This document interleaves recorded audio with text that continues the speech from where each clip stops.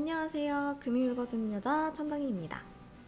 연말정산이 시작이 됐는데 연말정산 신고하면서 궁금한 내용들 정리하면서 빨리 촬영을 해야 될 것 같아가지고 사무실에서 세팅을 좀 대충 하고 정말 이론적인 내용들만 설명을 해드리도록 하겠습니다. 빨리 올려드리느라 편집이 안 그래도 허접한데 더 허접할 거예요. 양해 부탁드릴게요. 안녕하세요. 금융 읽어주는 여자 천당입니다. 기존에 연말정산에 관한 영상을 3개에 걸쳐서 촬영을 했었는데 연말정산 때 환급받기 위한 내용을 중심으로 설명을 해드렸어요. 이번 시간에는 지금 이제 1월이잖아요. 연말정산 지금 시작하셨을 텐데 이미 각 회사에서 연말정산 신고 방법에 대해서 알려드렸을 텐데요. 이해하기가 많이 어려워요. 그래서 준비했습니다. 저희 회사 직원들과 제 주변에서 가장 문의가 많았던 내용들로 연말정산 Q&A를 시작하도록 하겠습니다.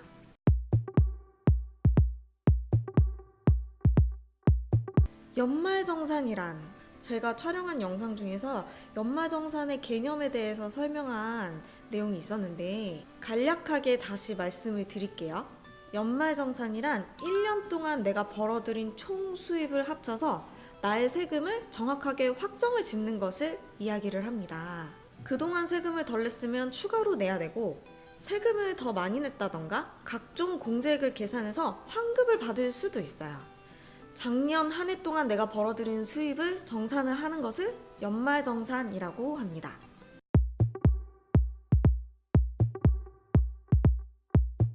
그러면 환급받는 건 알겠는데 뱉어내는 건 무슨 경우일까요?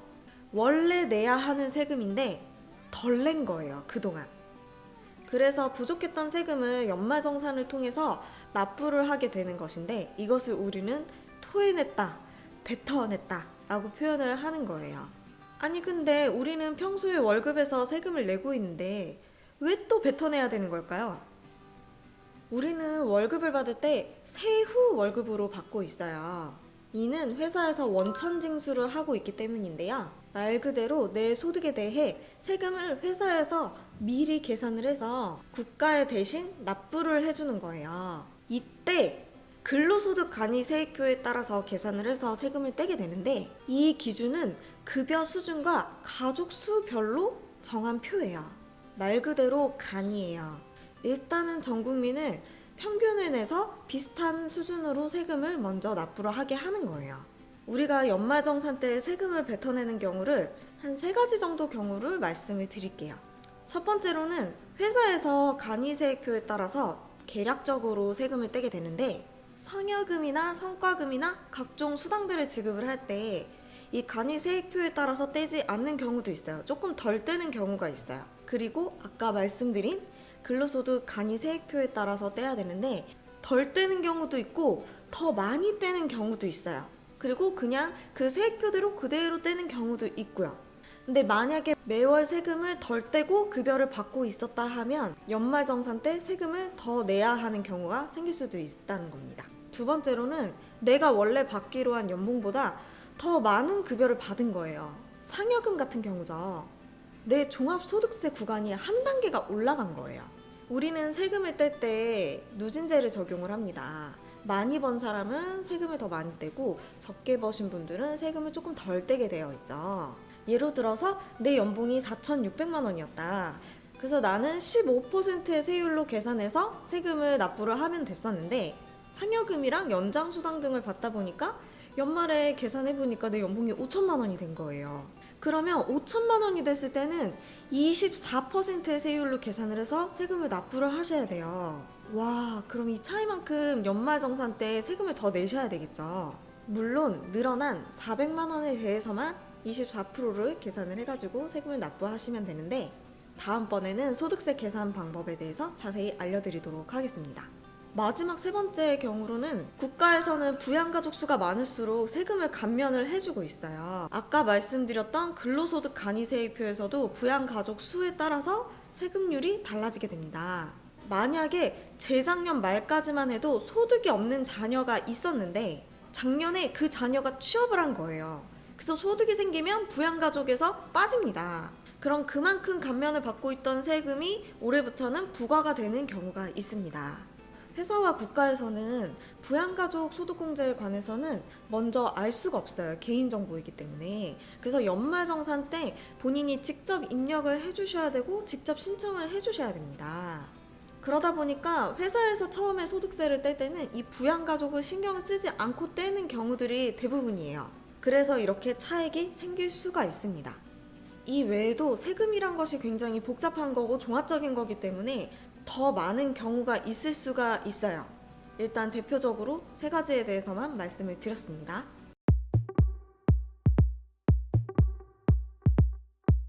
자, 우리는 도대체 왜 이 과정을 해야만 하는 걸까요?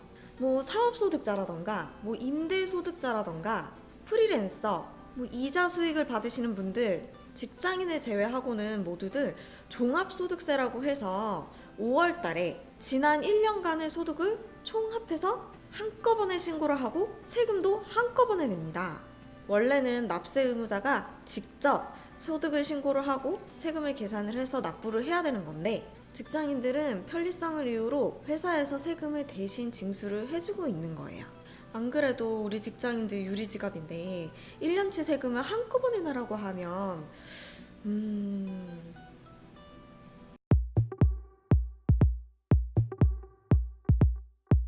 지금 연말정산 하고 계시죠? 이 신고는 언제까지 해야 되는 걸까요? 국세청 홈택스 홈페이지에서 1월 15일부터 간소화 자료를 조회를 하실 수가 있습니다. 국세청에서 조회가 가능한 자료들은 1월 21일까지는 변동될 가능성이 있다고 합니다. 그래서 가급적 1월 22일부터 출력하시는 게 좋습니다. 요즘 회사에서 안내문을 잘 만들어주는 편이라 따라하시기 어렵지 않으실 거예요. 그리고 모든 자료는 2월 28일까지 제출해 주시면 돼요. 근데 회사마다 제출 기한은 달라요. 회사 제출 기한에 맞춰서 제출을 해주셔야 하나 2월까지 수정은 가능하다는 얘기예요. 그리고 회사는 3월이 되면 국세청에 자료를 제출을 하게 돼요. 그럼 여러분들에게는 3월 급여에 연말정산액이 포함되어져 나오게 됩니다. 제가 말씀드리는 거는 최대 기한이고요. 회사마다 빠르게 진행하는 곳들도 굉장히 많습니다.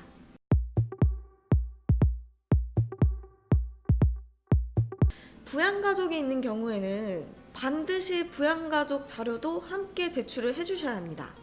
부양가족분이 지출한 의료비, 교육비, 신용카드 비용 모두 공제가 가능하니까 빠짐없이 제출해 주시도록 하고요. 국세청 홈택스 들어가셔서 조회 발급 그리고 연말정산 간소화 서비스 들어가시면 자료 제공 동의 취소 신청이라는 메뉴가 있어요. 여기서 인증을 받으시면 조회도 가능하고 출력도 가능합니다. 이때 주민등록 등본이랑 가족관계 증명서도 같이 발급해서 제출을 해주셔야 돼요.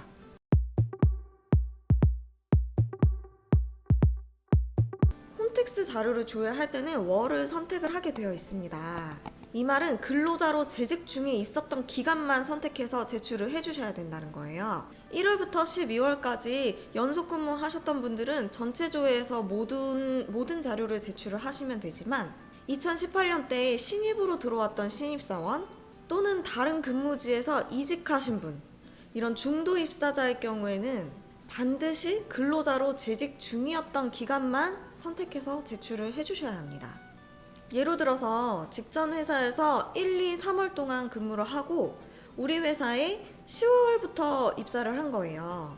그렇게 됐을 경우에는 1, 2, 3 그리고 그 중간은 다 건너뛰고 10, 11, 12 이렇게 선택을 하셔서 자료를 조회를 해주셔야 합니다.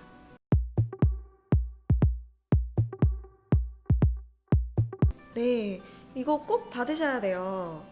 종전 근무지에서 퇴사를 할 때 중도 퇴사에 따른 연말정산을 회사에서 해줬을 거예요. 그러면 근로소득 원천징수 영수증이 당연히 발급이 됩니다.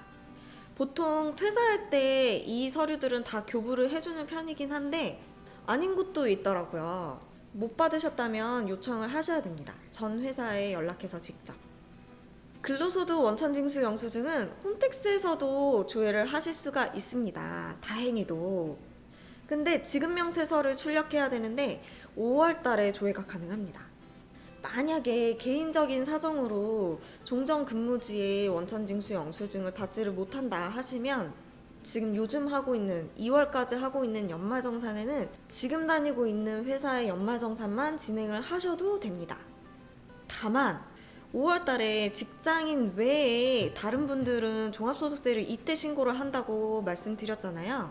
이때 5월 달에 근로자분이 직접 홈택스 들어가셔가지고 세금 신고를 별도로 따로 추가로 해주셔야 됩니다. 이 5월에도 신고를 하지 않았을 경우에는 내 수익을 누락시킨 거잖아요. 그러면 사후 검증이 들어와서 불이익을 받으실 수도 있습니다. 이 5월에 종합소득세 신고하시는 거는 직장 근무지에 근로소득 원천징수 영수증을 신고를 해야 되는 것도 있긴 하지만 만약에 그 외에 근로소득 외에 다른 소득이 있다 하시면 그것도 같이 신고를 해주셔야 합니다.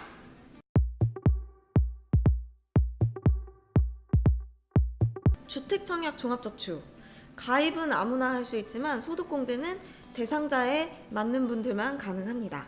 총 급여액이 7천만 원 이하이셔야 되고요. 주민등록 등본상 구성원 모두가 무주택인 세대주만 가능하시고요. 내가 청약통장 가입한 은행에 가셔가지고 2019년 2월까지 무주택 확인서를 제출해 주셔야 합니다. 이미 제출한 경우는 국세청 홈페이지에서 조회가 가능해요. 안 나올 경우에는 은행에 가셔서 주택청약 종합저축 납입증명서를 받아서 제출을 해 주셔야 합니다.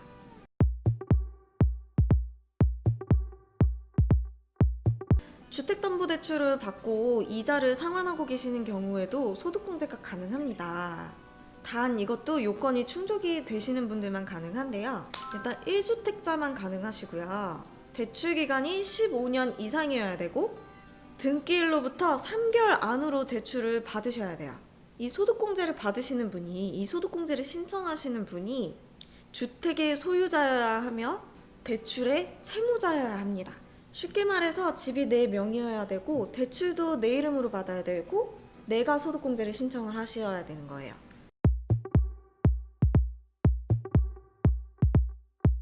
월세세액공제는 연소득 7천만 원 이하이신 분들 그리고 무주택 세대주 또는 무주택 세대원도 가능합니다.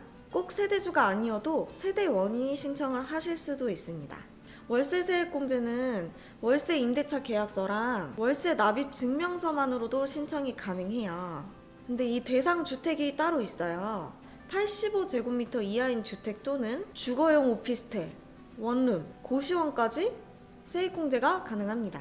전입신고는 필수로 되어 있으셔야 되고요. 집주인 동의 없이 신청이 가능합니다. 만약에 신청을 놓치셨다고 하시면 5년 이내에 홈택스에서 경정 청구를 해서 신청을 하실 수도 있어요.